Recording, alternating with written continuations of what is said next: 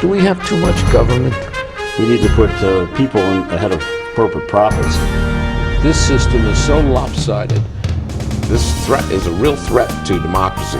And I think that's really important. That's something we haven't been doing in this country for a long time.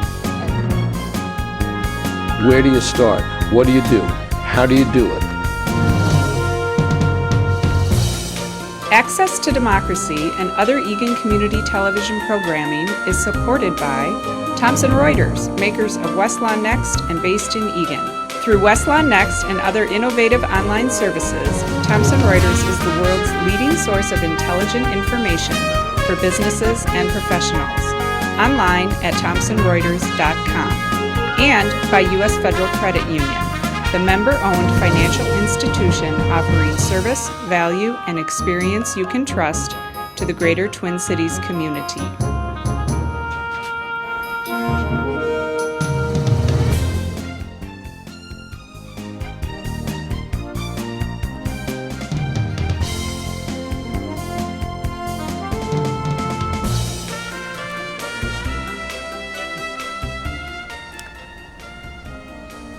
Hi, welcome to Access to Democracy. I'm Roxanne Meshar, your co-host today, and I have a wonderful guest with me, Kathy McGinley from the 10,000 Villages store on Grand Avenue in St. Paul. Welcome, and thank you for joining us on the show today. Wonderful to have you with us. It's a pleasure. So, Kathy, for our viewers, tell us a little bit about how you happened to become the store manager of 10,000 Villages. Well, it's as fresh as though it happened just a couple of days ago, even though it was 18 years ago now. Oh, my goodness. I had already been working in retail for quite a number of years, and so I was very experienced in it. But I happened on this little store on Grand Avenue accidentally.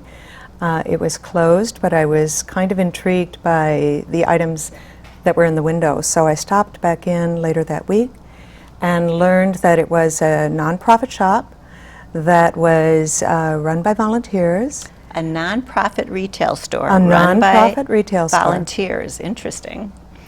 And what was important to me is that they were paying people fairly and there was no child labor. Because right at that time I was learning about situations where children, there were a lot of reports that were coming out about children enslaved and doing work in the rug industry, knotting rugs, because their fingers were so small and nimble they could make small tight knots. I became concerned because I was selling very inexpensive rugs at the retailer I was working at. So to learn about the shop, which at that time was called the Jubilee Shop, was just so refreshing for me. So I started working for them as a volunteer, but within 6 months they needed a manager, and I met with the board of directors and was hired into the position. Wow. So just led where you were meant to be, but maybe not where you had planned that you might be, but there you were. It was interesting to remain in the same career, but to do it in a way that was working on behalf of all people.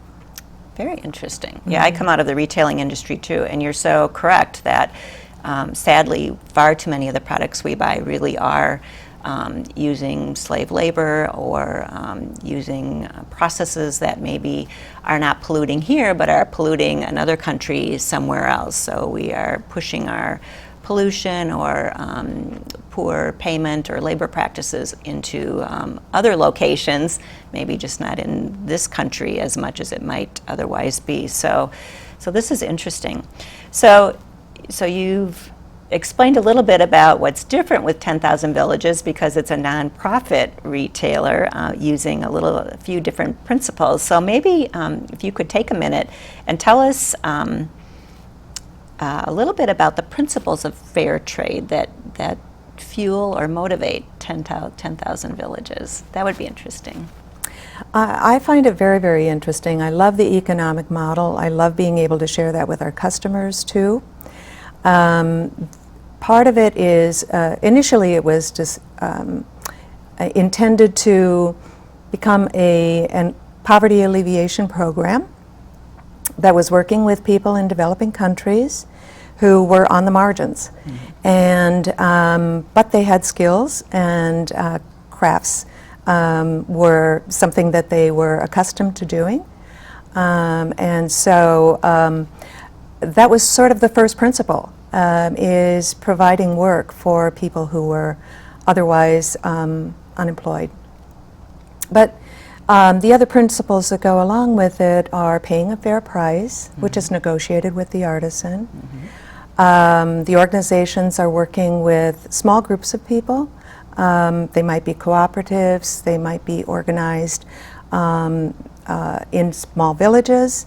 And some of the other principles are transparency, making sure that all of the business is,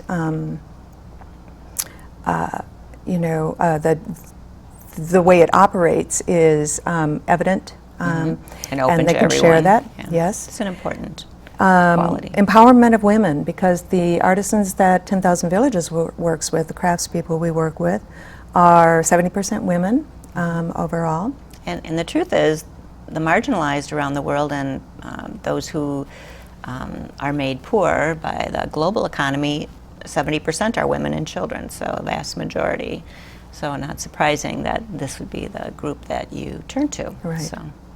And we see how that translates into the children being able to go to school and being able to have 3 meals a day and being able to remain in their village. So if mom is making a living wage and can now make sure she can afford food and can feed her children, buy clothes for school, buy pencils, paper for school, you can see school enrollment goes up in the village, goes up in the community, makes a difference. Yes. Yeah. So let's look at some of the fun things that you brought today. I know you brought a number of colorful, kind of interesting items that are kind of a flavor or sample of what 10,000 Villages sells on Grand Avenue. And just for viewers too, so you're located on Grand Avenue, but you're really in a little, in a building, so maybe describe where they might find you. We are in a building on the corner of Grand and Victoria called Victoria Crossing West.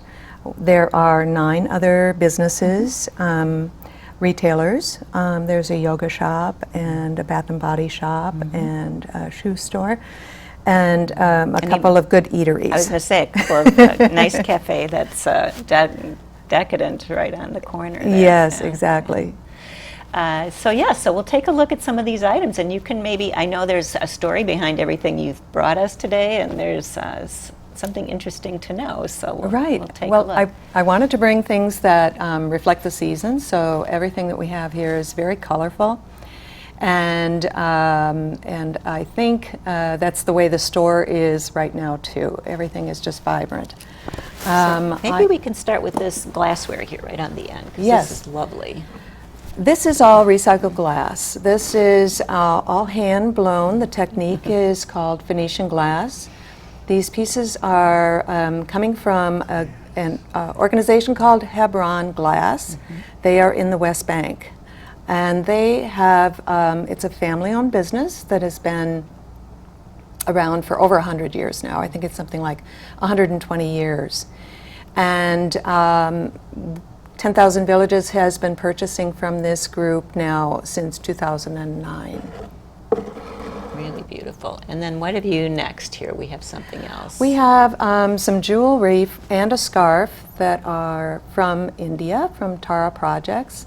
This is an organization that 10,000 Villages has been working with since Tara Project was founded in 1979, and they work with about 1,000 artisans, many of them in small villages, but their offices are located in New Delhi. Fabulous beadwork on that. Just necklace. beautiful. And I would say that, we have a very large jewelry department in our store, and I would say easily half of the jewelry is coming from India. It's a craft tradition that is ancient. Wow. So something unique that the staff here and the camera people here saw right away on the corner there. Yes. Well, one of my staff members, I was asking, what else should I bring to show at the today? And one of them said chocolate. So, and of course, because it is, even if people don't have anything else to buy, some of our regulars that come through the mall, they will stop in and get their chocolate bar. This is coming from Equal Exchange, which is a cooperative that is, we also sell their coffee and tea and olive oil, and it's all fair trade. Fair trade also is talking about farmers and our relationship with farmers on an appropriate payment basis, and also environmental stewardship. So the cocoa is grown in Dominican Republic for Equal Exchange, and the chocolate is delicious. And sad but true, most chocolate that is not fair trade is produced almost always with slave labor, which is very sad. So whenever possible, to try to buy fair trade chocolate undercuts and preempts that, and you make sure that people are making a fair wage for the cocoa, which is That good. is something important for people to realize, that particularly in Western Africa, Ivory Coast, where there are many cocoa plantations, that children are actually stolen and kidnapped Yes. and put into work on these plantations for no money, working with machetes that are almost as long as they are. It's very dangerous and cruel. Yes, cruel would be the good word. What about this? What have we here? I'll let you demonstrate. We have, we've had this toy, I don't even know how many years we've had this toy now. It doesn't really want to cycle on this On the smooth surface. surface. On a carpet it would be better. But it's a wonderful toy. It's called a Galimoto. It's made in Kenya.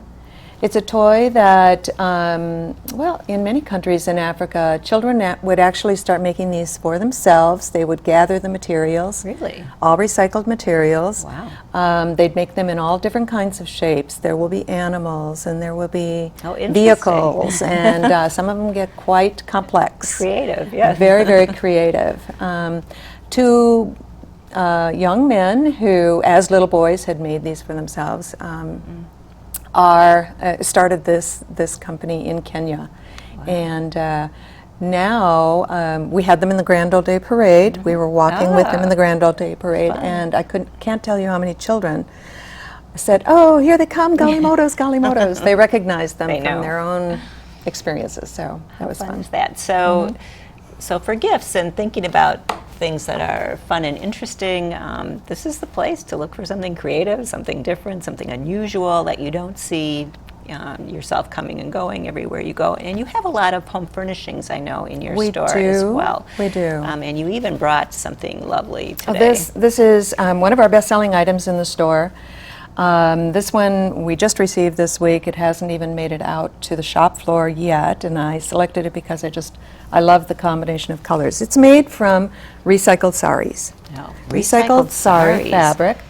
It's a throw, and the inside of it is going to be a different sari that they will have used. And a sari is what women wear in India. Yes, and these happen to come from Bangladesh. Bangladesh, And so these are cotton. Beautiful. And they are very, very comfortable. They're stitched with a stitch called a kantha stitch. And this is coming from Prokriti, which 10,000 Villages has worked with for a long time. This particular workshop is called Sacred Mark. And they are so named from a poem from a Bangladeshi poet, Tagore. But I think the thing that's remarkable about this is made by women who had been in the sex trade. And so this is now a new way for them to earn an income. Yes. Making crafts. This is their way out. It is a way out. Making all different kinds of crafts, but in particular these best-selling throws. And women, of course, either get kidnapped or pulled into that area of work, not because they want to, but because they have no other choice. And if you can offer another way to earn a living in a way that's safe and get them out, women will do that. They will Yes. escape and Yes. get out. So And that is also something, that message has resonated for so many of our customers too. nice. When they come into the store, not only do they appreciate the beautiful throw and other crafts in the store, but the story is so compelling. Yes. Now, viewers may have noticed that you know quite a bit about these products, and there's a story behind each one, and they are coming out of particular villages and locations. And part of that has to do with the fact that you have gone on learning tours, correct? Yes, I have. So you've met the people who make a lot of the items that you sell. So say a little more about that. What's that like? It was a tremendous opportunity. I've gone on 3 learning tours to 6 countries. The most recent one was in 2013. I went to Cambodia Oh, my. and Laos. And in Laos, we were able to, I met one of my heroes there who I have known for over a decade. We purchased her crafts, but she started, she was a weaver, so she started with a very small group of women who were doing weaving. She had been a victim of the war, and so she was displaced when she started working with these women, 10 women or so. Now they have about 400 or so Wow, women that they're 400. working with. Not only women, men and women, because she has developed permaculture, a silkworm farm, Oh, my. that because silk had to be imported before from China, so now they are producing their own silk. So we visited the farm and got to see that production, complete production, which was Wonderful. just remarkable. And then in Cambodia too, I would say it was heart-wrenching to visit Cambodia. The country is very young, following the Khmer Rouge and the genocide that occurred. And people are still at risk because there are so many landmines and cluster bombs that are scattered throughout the country. Yeah, It's they're very hidden dangerous. Or, yeah. Yes. And they're appealing to children because they look like small balls. Ah. And so there still is a great deal of injury. Risk, danger. Yes, loss of limb. So some of the groups that we were working with were rehab groups, working with people who have lost limbs due to mines. So that's wonderful. Wow. They use bomb casings as the material. Really? Yes, Oh. it's quite remarkable. They do. They make beautiful dove pendants and things like that. So they make. Wow. So something beautiful comes out of something horrible. Exactly. Which is really amazing. So, in addition to connecting with the people who actually make the products that you sell and learning about their country and their culture and what's going on there and what those products are doing to help lift them and pull them out of poverty and maybe into a little bit better life, you also staff your store with volunteers. So that's not how a normal store operates. So No, it doesn't. Very different from what we usually find in the retail industry. So perhaps you can say more about that. Well, one might think that that would make it easier, but in some ways it makes it more exciting because we have about 100 volunteers that help us in the store, starting with our board of directors, which our board can be from 9 to 12 people. And they serve a 3-year term. But then we have behind the scenes people that are very dedicated.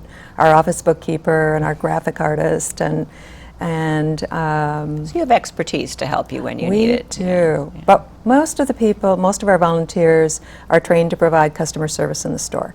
Okay. So they work behind the register, but they also get trained in learning about the artisans and the materials that they're using to make a lot of the beautiful crafts.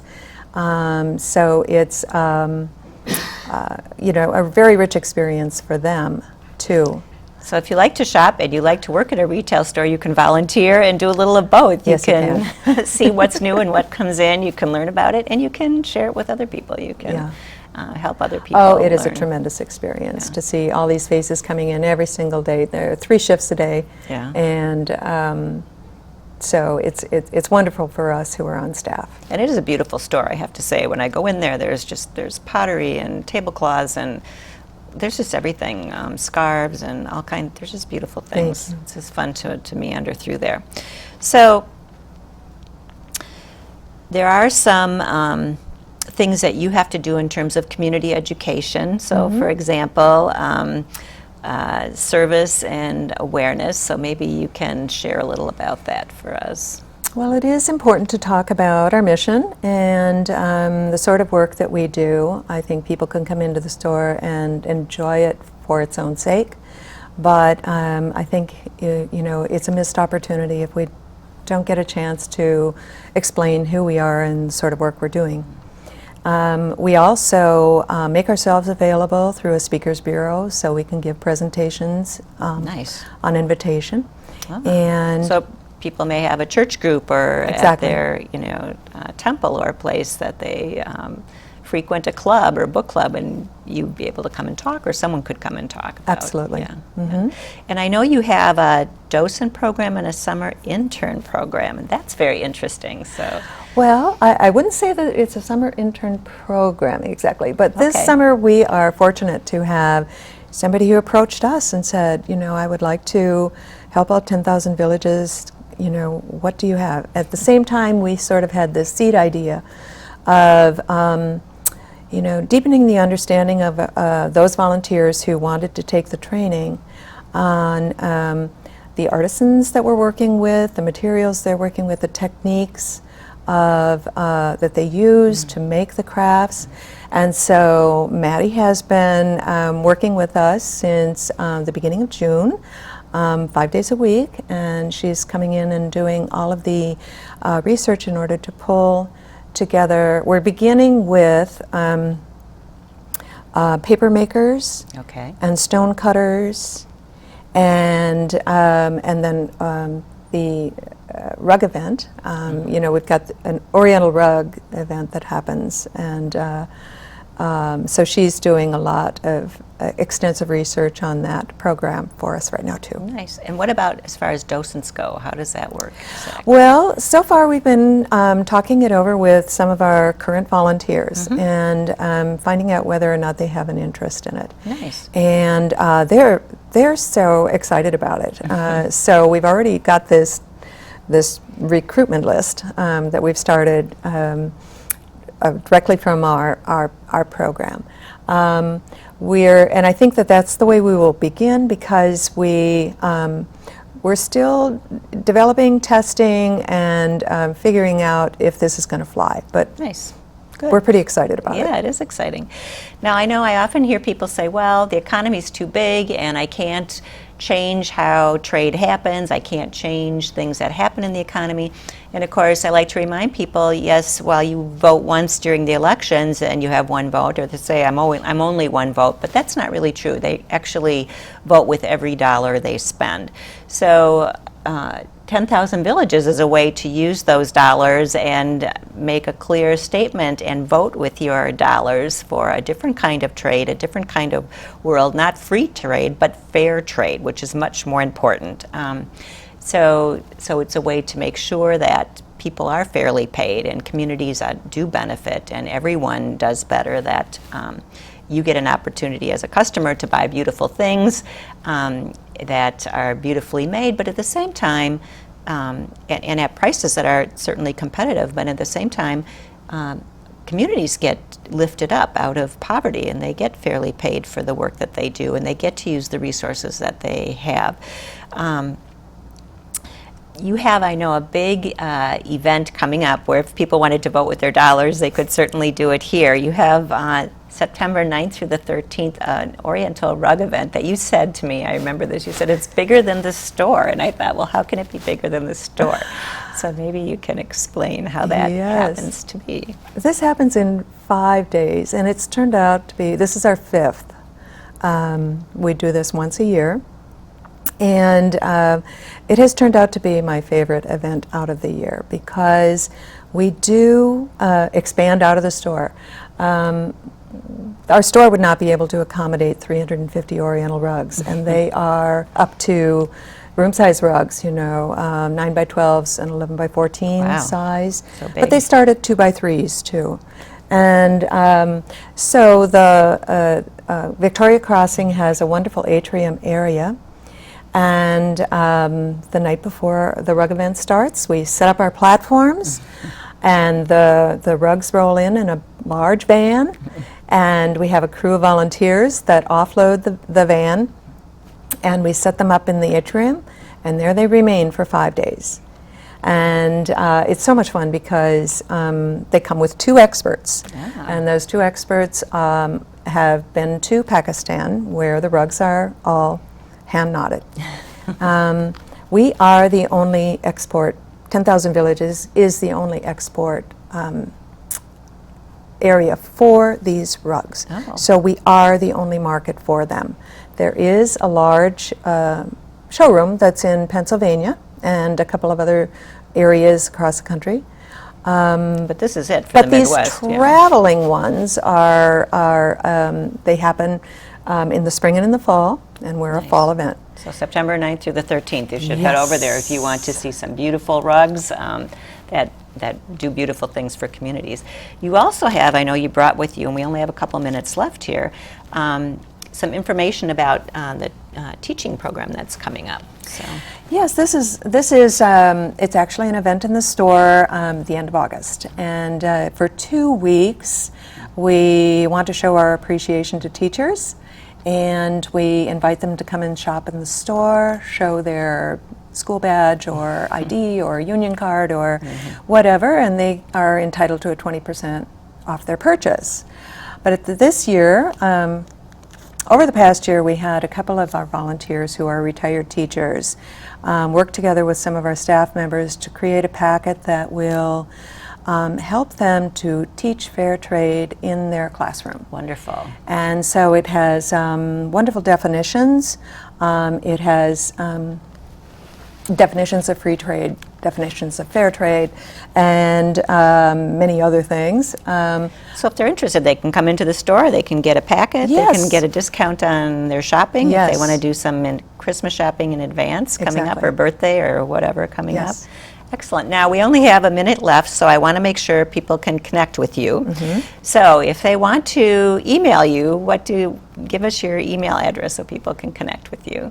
Yes, okay, it is stpaul Like at St. Paul, so ST Paul. stpaul at 10,000villages.com. Very good. And if they want to call the store, The number is 651-225-1043. wonderful. And they should plan to come in, especially September 9th through the 13th, and check out all the fabulous rugs. and, Yes. yeah, would be wonderful. Yes. I'm so glad you were able to come. I'm glad you were able to bring all this beautiful merchandise and give people a sense that they can vote with their dollars. There are stores out there doing things a little bit differently, that they are engaging in relationship building with women and communities of both men and women actually around the world, to do things that are both good for the environment and good for our economies, so to do both. And with that, thank you for watching, thank you for joining us, and we'll see you next time. Bye.